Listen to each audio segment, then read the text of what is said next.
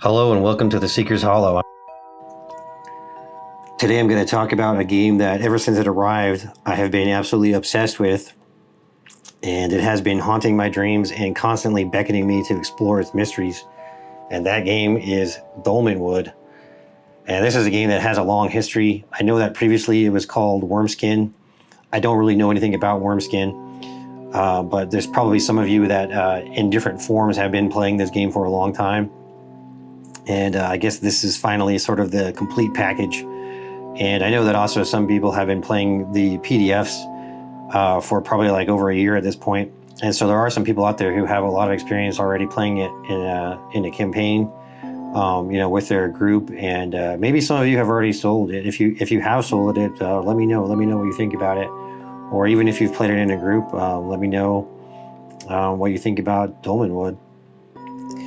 But so far for me, it's probably the game that I am the most excited about this year, and that's why I'm going to get into the 5 reasons why I'm excited to solo it. But two disclaimers really quick. I'm not saying that Dolmenwood is a perfect game. I'm sure that there are going to be some things that I might find that I don't like, and I would like to revisit this in the future and talk about the things that I really liked about soloing it, and maybe some things that I didn't, or some things that I learned. And then secondly, even though these 5 reasons that I'm going to talk about, I think are like really good reasons to solo it, and I would encourage people to try it. I'm not saying that this is going to be like the easiest game ever to solo, or is perfect for soloing or something like that. I would definitely start with games that are made from the ground up to be solo RPGs, which Dolmenwood definitely isn't, but it does have some good things going for it if you are going to solo it. So let's get into those. So the first one is that the overall presentation is just excellent, and that's going to get into things like just how flavorful the game is. Everything really fits together so well. The theme is very strong, and it all really just gels together in a great mixture of colorful and whimsical, but it still has this dark and dangerous element to it. And so for me, my grim dark side is still satisfied enough, and I don't get too overloaded with cute things. And it's really rare for a game to strike that balance for me that does have a bit of a cute, colorful side to it that I can still really latch onto and enjoy in that way. And then going on with the presentation is just that everything about the game is absolutely beautiful. All the art, all the maps, all the details of the world, and then the books themselves are just absolutely gorgeous. And I believe the books the size is A4, and I don't know if I had any A4 books previous to this, maybe one, but after having all these books, I think that A4 is like the perfect size for a book. I think it's the best size for me anyway. I really like the size of the print and the pages, and it's just so large and beautiful. And I mean, look at all these maps and everything. So the presentation just absolutely nails it in every way, and it really creates this funny yet dark and serious world. And I mean, it's also a little bit humorous while still being dark at the same time. And again, it's pretty rare for me to find a game that has a kind of humorous side to it that I can still really feel grounded in the game. And Dolmenwood definitely does that. And speaking of the humorous things, I mean, there's literally a spell in here to create a living gingerbread man. And there's even a table to roll on to determine the personality of your gingerbread man. So you can't beat that.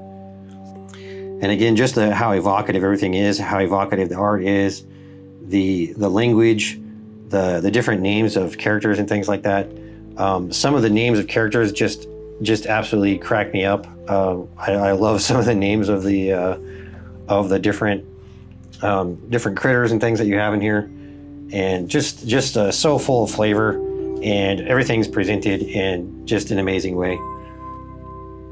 So going on to number 2 is going to be the comprehensive setting. And I think as I get more familiar with tabletop role-playing games, when it comes to products that are, kind of your bigger products, not like your very small, grassroots indie products, but, products that maybe had a pretty decent Kickstarter and, have a decent amount of money and publisher support behind it. When it comes to those kind of products, when it comes to the setting, I really think that you should just go big or go home. And Dolmenwood goes huge on the setting. It just has all kinds of detail and all sort of different things coming together to create this incredible setting. And I also like the fact that while it started from a baseline of OSE, the OSE rule set, I like that they have baked the rules into the game and they've made it specific for the setting. And if you do go and look at a list of things that have changed from OSE, there actually are quite a number of things that have changed. So it's not just a really small little thing. Of course, it'll still feel quite familiar to OSE players, but it is not just a small little tiny footnote of things that have changed. They've really made the setting and the rules integrated together, and I think that adds it adds a special feeling, I think, to the setting. And on the setting specifically, I love the fact that it's a gigantic forest. One game that I have not played yet, but I already own some of the books just because I love the setting, is Simbarum. And Simbarum is also a giant forest. And Simbarum is another setting that, like, I look at it and I just feel so drawn to it and want to explore it. And Dolmenwood, even more so. And then again, the maps, there's so many awesome maps. We were just looking at the map book there for a second. And I love how you've got maps for not just the world, but you've got maps for all the different towns. So many different locations are detailed with maps. And for me, I love hex maps and I love maps in general. And maps are a really big part of making the setting feel complete and whole. And Dolmenwood absolutely has that. And I would say that when it comes to settings, the only other setting that has just absolutely gripped me to this extent would probably be Dark Sun. And even though I've never even played Dark Sun, I have spent hours and hours reading the lore and looking at different maps and all kinds of things for Dark Sun. And so probably since Dark Sun, this is the most sort of captivating and complete setting in my opinion. Okay, going on to number 3 is going to be the Game Master centric design or Game Master friendly design. And I feel like they really did everything that they could to make the game, to take a lot of load off of the Game Master. You've got excellent Game Master screens, some of the best that I've seen. We've got so many different things covered. And then the campaign book, there's so much information in there to help the Game Master, and just so much information in general, which takes a big load off the Game Master to be able to have things to draw upon for the players. And from the perspective of a solo player, that just means that there's tons of things already there for me to explore and uncover, and I don't have to try to create too many things out of thin air to keep the game flowing.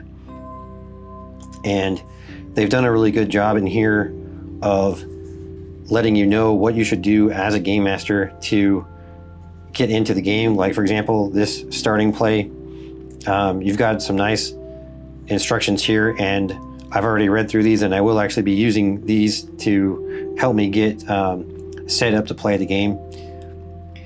And then you have a very solid set of starter adventures as well, and I think it's really critical for a large epic role-playing game to have at least 1 or 2 starting adventures, and Dolmenwood actually has 4 of them already, and it's great that they've got these.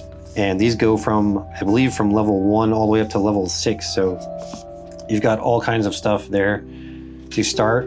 And for me as a solo player, when it comes to playing adventures on YouTube, pre-written adventures can be pretty hard to play sometimes, because you do feel like you have to sort of force yourself into the story, and it's kind of easier to play sort of pre-generated or sort of procedurally generated, randomly generated things.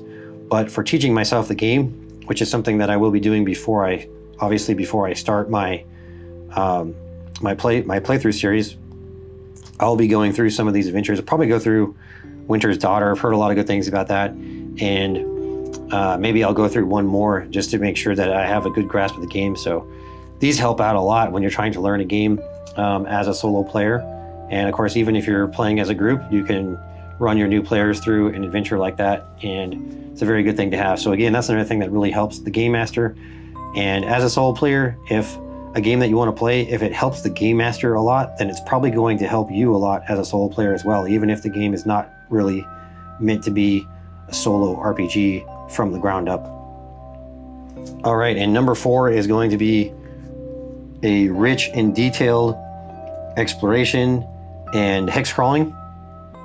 And another thing that this amazing campaign book has is literally like 100 something pages of detail of all the hexes, and I think all 200 hexes on this whole map are detailed in the book, and I don't want to spoil those things. And even for myself, I'm trying not to look at any of the hexes until I actually go to those hexes myself. But you've got a huge amount of detail on the hexes in there, and then once again, the amazing maps.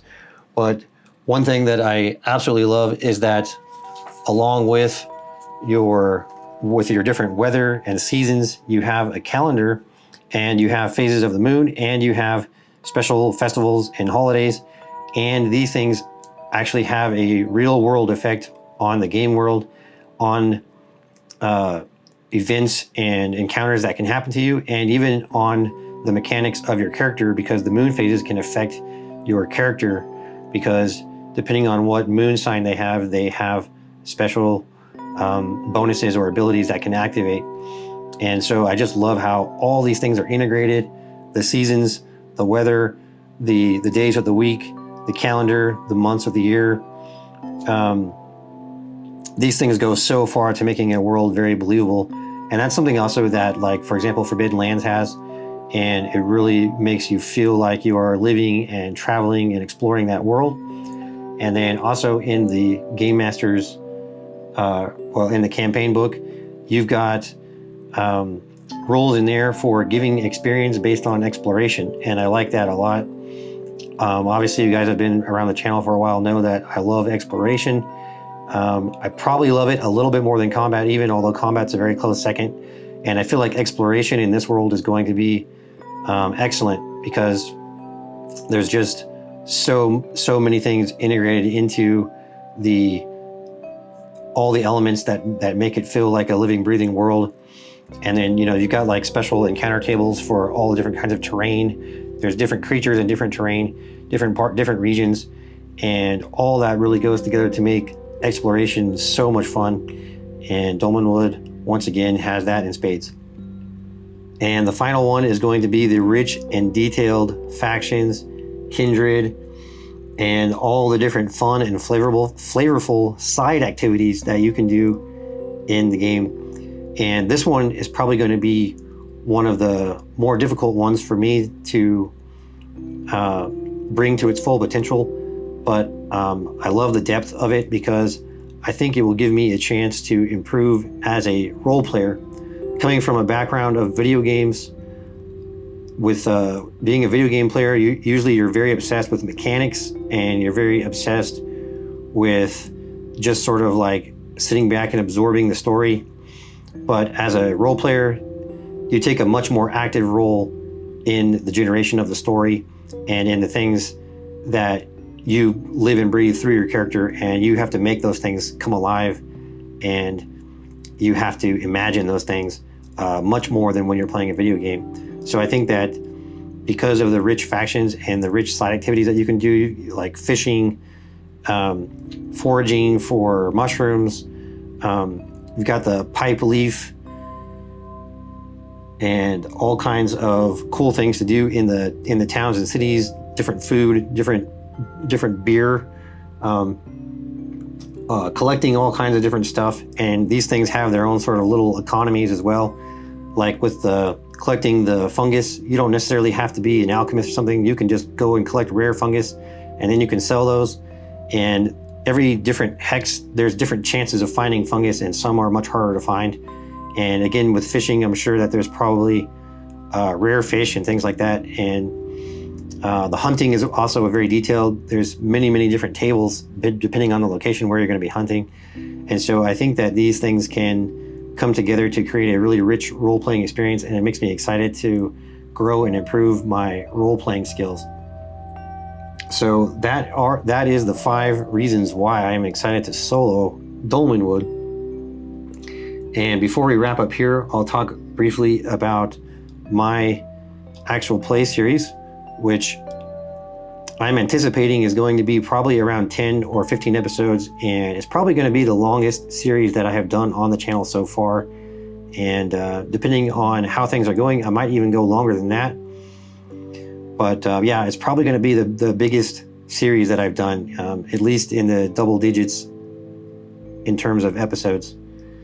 And before I start that, like I said, I want to run through probably Winter's Daughter and maybe one other adventure, and then probably do a little bit of hex crawling and make sure that I feel pretty comfortable with all the systems and the combat and all those kind of things. So spending a good amount of time getting comfortable with that is what I'm going to do first. So you probably won't see the series start until about a week from now, maybe a little longer than that, but definitely before the end of October it's going to start. So I hope you enjoyed those reasons, and if you have any thoughts about soloing Dolmenwood or about the reasons that I gave, please let me know down below, and thank you very much for watching. I'll see you next time.